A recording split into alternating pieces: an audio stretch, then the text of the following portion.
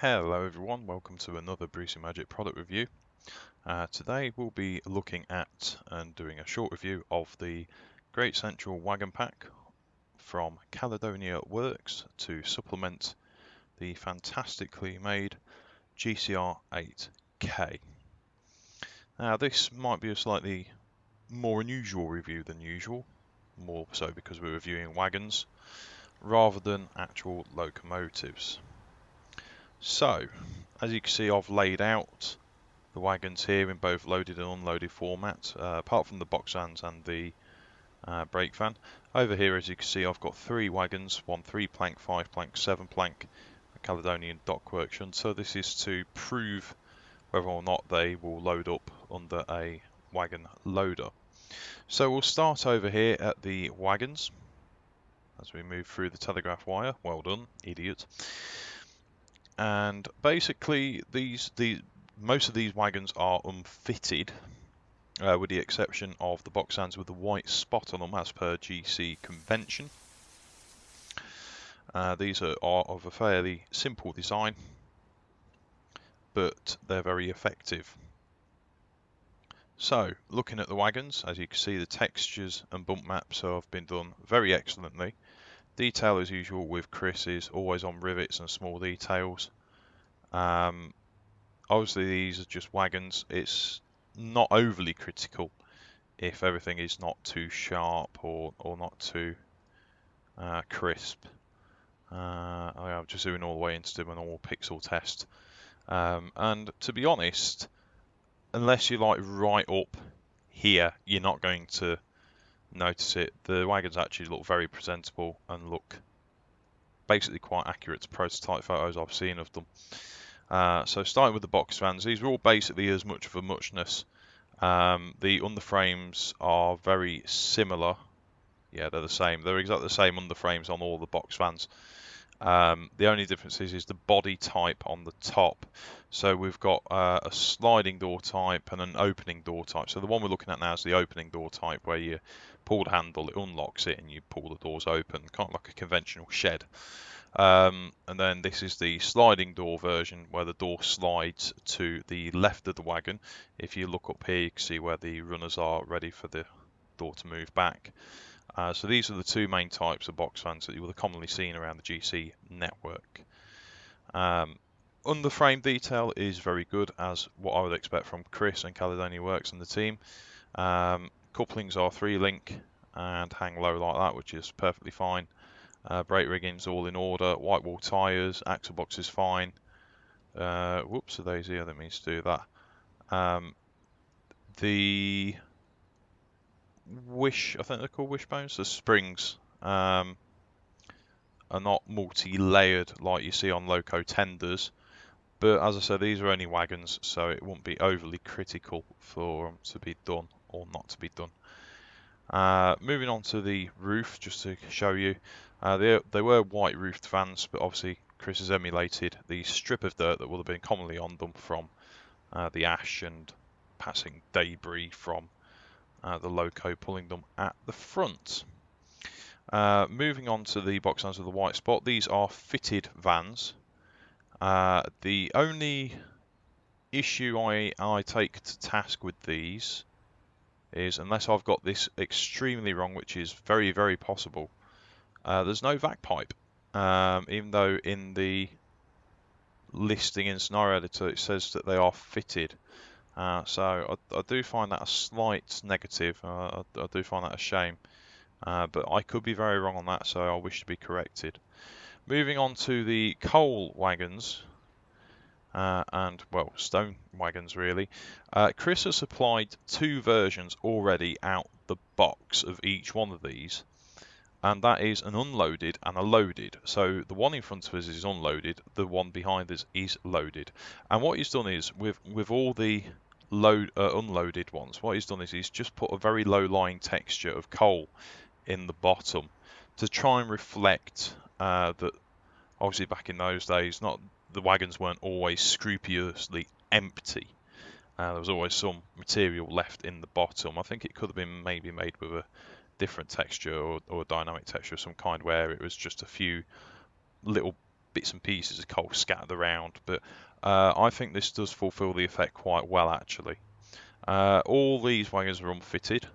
Again, attention to detail has been taken with rivets, brackets, couplings, buffers, and the underframe is basically the same sort of standard as the box van. I believe they're all the same chassis actually, so that is why these have been so easy to produce and in a short amount of time. But yes, overall very, very impressive with the coal and the wagons in general. Then Chris has thrown in a bit of a novelty with this. This was actually an actual GC design, and that is the 5-plank wagon, obviously with the bar across the top for a tarpaulin. And I feel that Chris could build on this a bit more,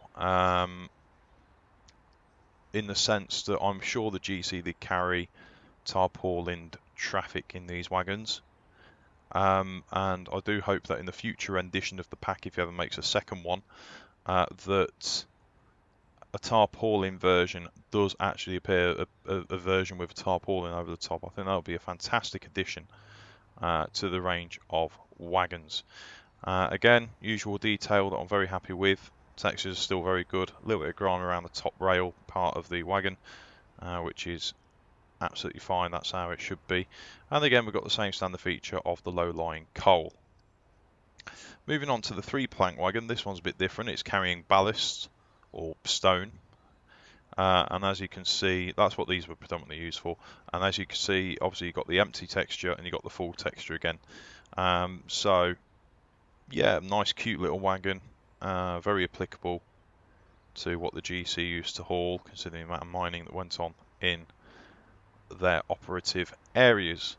Moving on, we've got something a bit different in the form of a lumber wagon. Not very often we get lumber wagons in Train Sim, particularly from the Steam era, but a very welcome addition to the wagon pack. Obviously this is slightly longer wheelbase. There we go, for timber traffic only. There we go, for rail and timber. These also did carry rails. I believe these did end up in departmental service up until BR, but alas, as with a lot of things in time and history, there's very little photo evidence of that actually happening. If only we had a time machine to confirm. And then we've got the loaded version, which is logs instead of rails, obviously with a very detailed strap across the top and your 3 logs. I like the wood grain on the logs. It seems to work quite well. I do believe Chris may be doing more packs of these, maybe in different liveries for LNER and stuff like that. I could be wrong, but I'll have to double check. And we've got the very handsome and cute 6-wheel brake van, which was used across the Great Central. I like the feature of the smoke coming out the stovepipe. That's quite a nice little feature. Is there a stove inside? No, there isn't, but we've got a handbrake. Yeah, you can get in the verandas, so that's cool. I'll see if there's any views on these specifically to look out of. Obviously you've got the steps on the rear. Some of these were, I believe these brake vans also used along the Cheshire Lines Committee section as well, where the GC had running powers and operated. Right, so now we've got that out of the way, we'll just do a very quick... That jumped violently, didn't it? We'll do a very quick move about with loading up these wagons just to see if they do in fact load from a coal loader.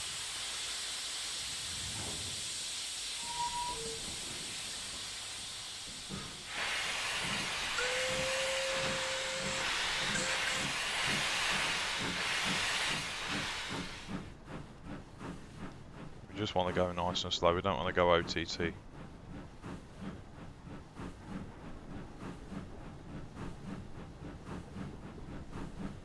So we'll take her up to 10 miles an hour, we'll get under the coal chute and we'll see what happens. The next thing I will be looking at will be wagon sounds, which I'll do in a quick drive with the GCR 8K. So that'll be another part of this video which you'll see blended in through my editor.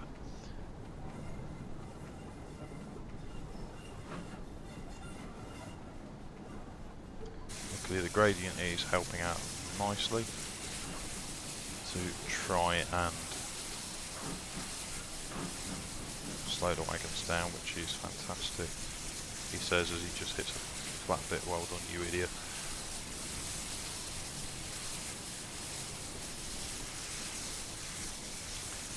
So we'll just put the brakes in. In fact, we'll take it so the first wagon is lined up with the wagon, and we've stopped in a roof beam, which is extremely useful. Right then, so we have got a fair bit of light under here. Be a bit echoey and a bit noisy, but welcome to Train Sim and noise. So this is a little bit of a faff doing this, but in terms of a review, I thought, well, at least the least I can do is show the functionality that these wagons portray. Right, press T, and lo and behold, they do load. I know this is a coal chute and this is a stone wagon, but lo and behold, they do load, and that is excellent. I didn't realise that Chris Al implemented this functionality on the wagons, which is very well received.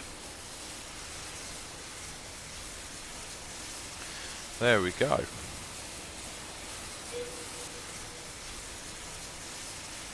So we want to move back a little bit.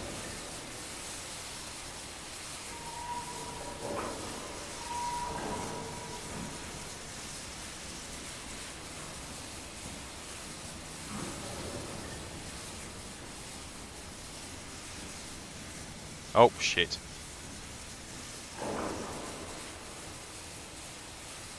This is why I don't do this very often in Train Sim.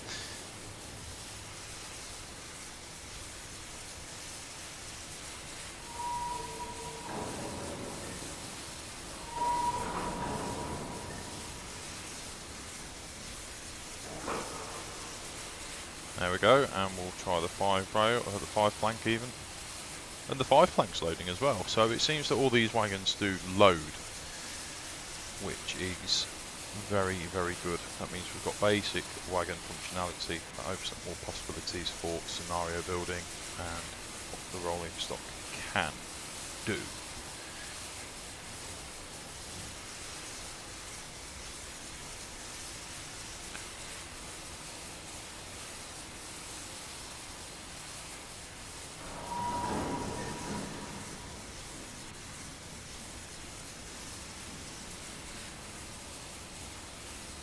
Now we're just going to do the last wagon.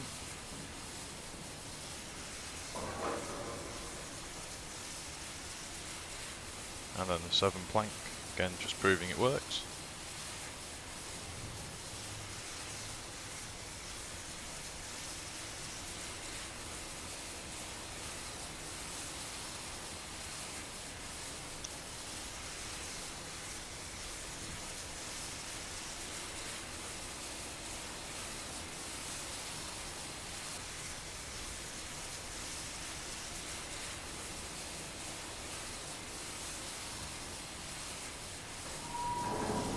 And that is it.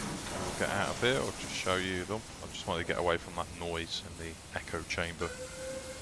That was the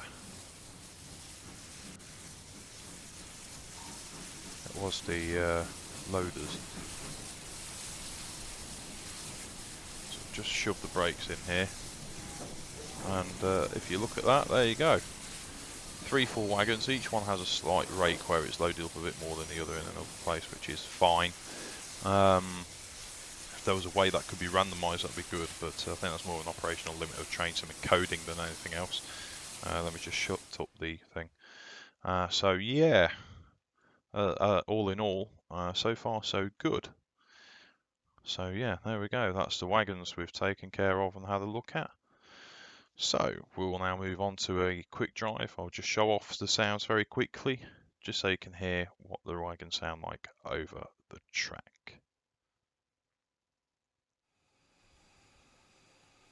Hello everyone, and we're now back in a free roam, not a free roam, a quick drive scenario with a wind cutter, and I've just realised these are completely the wrong fucking wagons.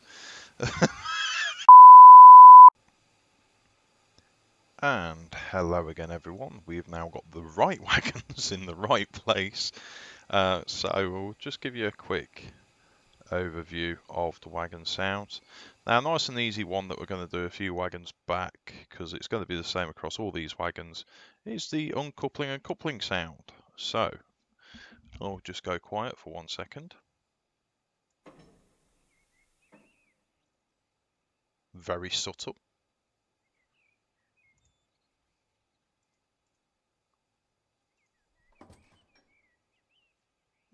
Very nice, very quiet. You may hear it, you may not. I'll shut up again and do it again.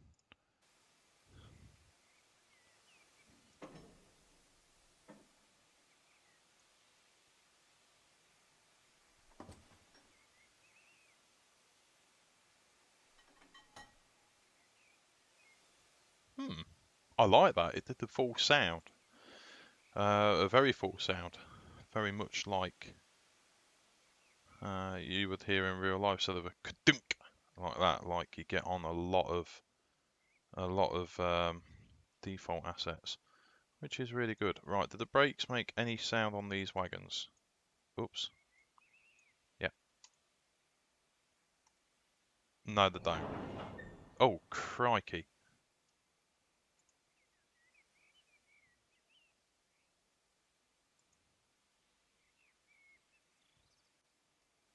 Well, the wagons all made a noise then. I don't know what that was, but they sound very realistic. Right, now this is a quick drive, so the route is automatically set.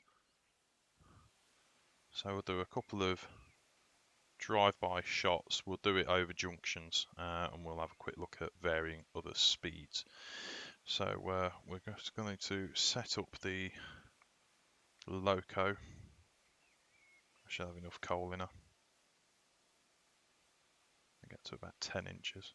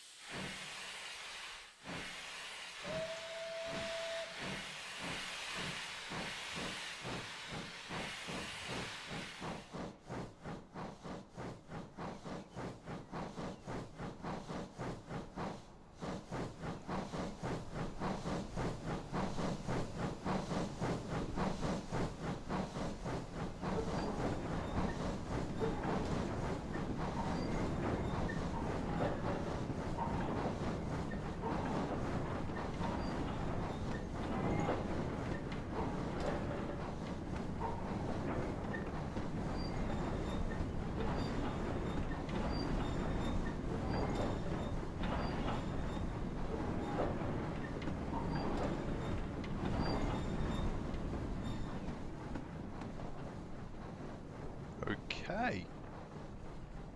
That sounded quite nice. Oh dear. We wasted a lot of steam there. Oh Jesus, that was not a nice angle.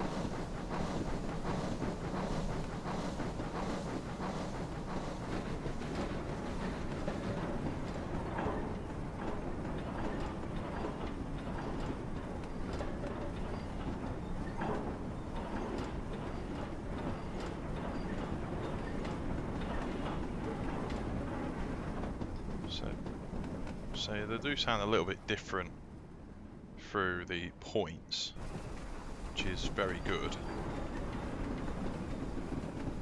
We'll get up to a bit of speed. We're going to be in a 40 limit soon anyway, so even though 150 trains didn't typically do over about 25, it'll be worth us just having a quick look just to see what is going on.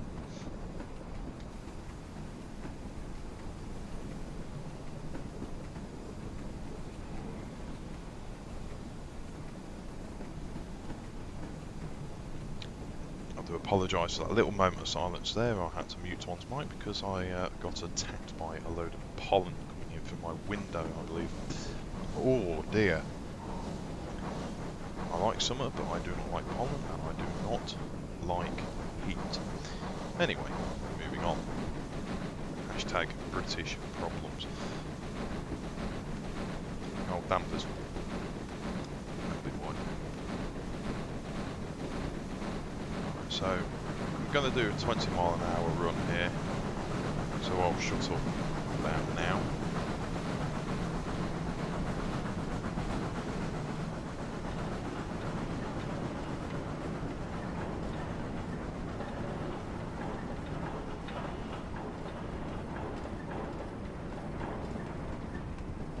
Very subtle, but the sound exactly like how I would expect wagons to sound. Got a nice bit of clunkiness. See, I like this. Where's the 5? Okay, we'll go to 3. If I go in view 3 here, focusing on the brake van.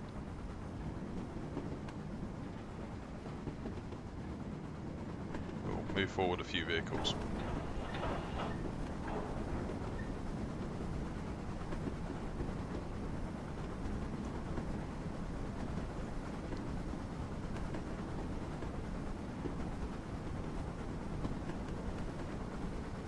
Coming along quite nicely now.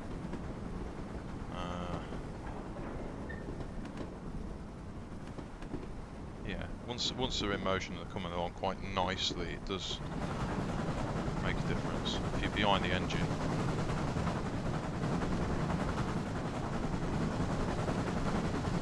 can hear them a little bit.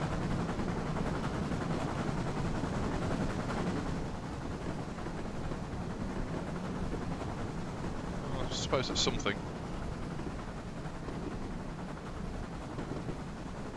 I mean, this loco admittedly is more of a plodder. Have we got any points coming up anytime soon at this particular part of the journey? We haven't. That's really no. We have got a crossover just there, so we'll take a few moments to get to the crossover. But I'll set myself up ready for the crossover.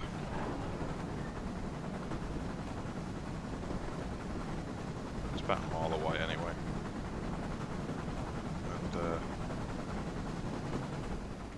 probably just slow down a little bit. We'll go over the crossover at a bit of more of a prototypical speed if one can help it.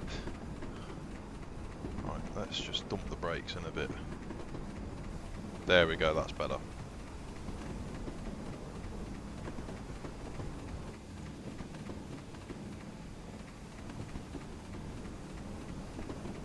Yeah, we're coming up to it, okay.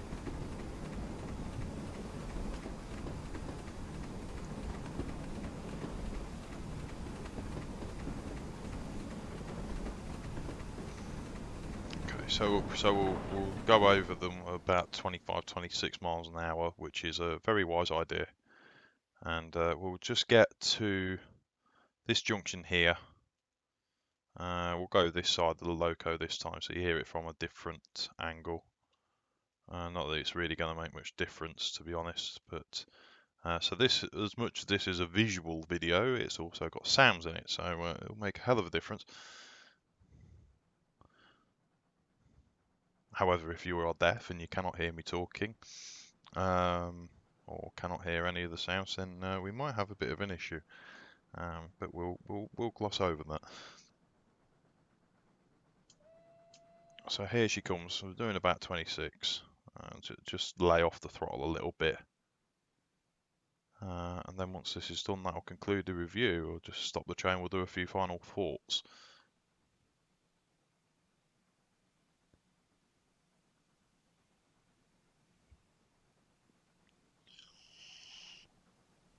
Okay then, right, here we go.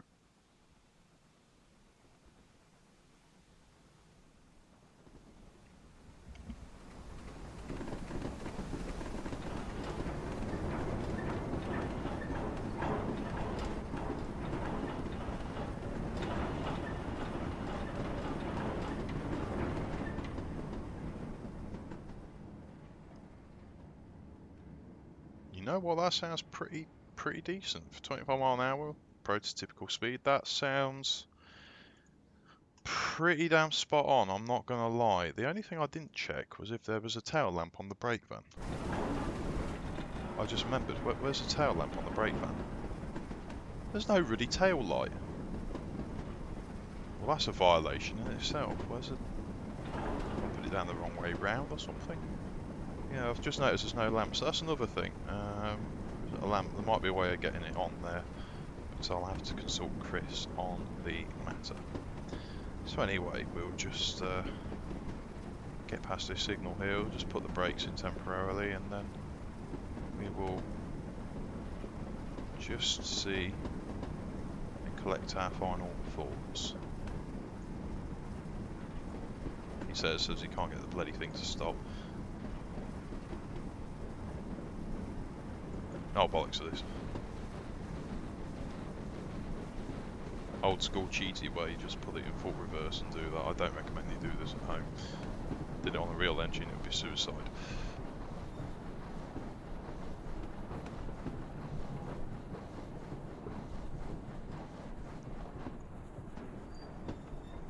There we go. Right, I'll just shove a few wagon brakes on just to...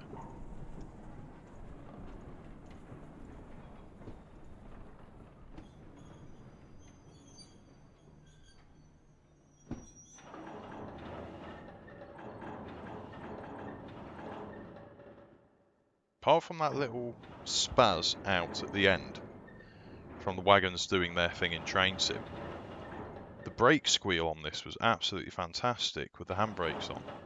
That was a fantastic bit of sound malarkey.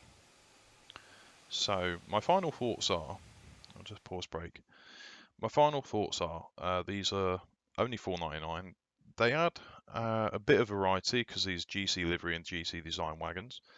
I believe more variations are going to be coming of this wagon packs, more specifically in LNER and BR livery, as these wagons, a fair few of them would have ended up design-wise in BR days, collectively part of the wagon pools that existed. And these would be very useful to Eastern region train simmers, people who have the North Lincolnshire route or into Great Central Railway in general, like myself. And I hope that built on the success of this pack and how well they've been done, really, that more designs are done by Chris, more wagons and rolling stock are done by Chris. Whilst this does look glorious for working behind the 8K, it would be lovely to see maybe the version of this flatbed, the timber wagon, with rails on it. And likewise, maybe a few other, steel wagons for the Immingham area, stuff like that, and Woodhead. So all in all, I'm very pleased with the pack. Pros are new rolling stock, diagrams of rolling stock that have never been done in Train Sim before. They add a lot more variety for Eastern region fans and Great Central company fans. Main downside I have with them, the last positive, the sounds are very good, including the brake squeal. I'm very, very happy with that when you put the handbrakes on. So that was a very nice touch by Chris. Only downside I can really think of is I can't get a bloody lamp. I was pressing various buttons.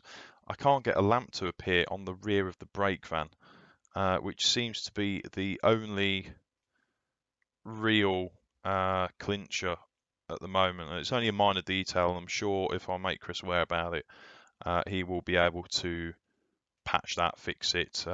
If there is a command for it, I'll make sure I do my best to recommend that he just includes it in the README of how to get the tail lamp up. So that's not a big deal. It's only a minor point.